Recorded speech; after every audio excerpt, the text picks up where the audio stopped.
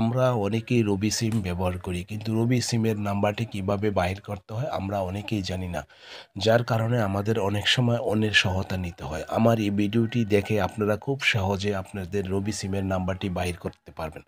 তার আগে আমার রিকোয়েস্ট, আমার এই ভিডিওটি যদি আমার ইউটিউব চ্যানেলে দেখে থাকেন তাহলে অবশ্যই ইউটিউব চ্যানেলটিকে সাবস্ক্রাইব করে রাখবেন। যদি ফেসবুক পেজে দেখে থাকেন তাহলে অবশ্যই ফেসবুক পেজটিকে ফলো দিয়ে রাখতে পারেন। ভিডিওটি টাইমলাইনে শেয়ার করে রাখতে পারেন, পরবর্তীতে আপনাদের কাজে আসবে।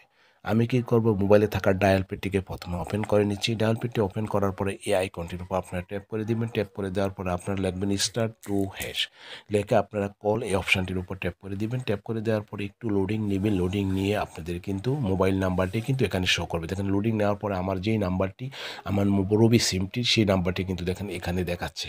এইভাবে আপনারা খুব সহজে আপনাদের নিজের ভুলে যাওয়া নাম্বারটি আপনারা বাহির করতে পারবেন অন্যের সহায়তা ছাড়া। এই হলো আজকের এই গুরুত্বপূর্ণ ভিডিওটি। ভিডিওটি দেখে ভালো লাগলে অবশ্যই একটি লাইক করবেন। ওকে, দ্যাটস ইট।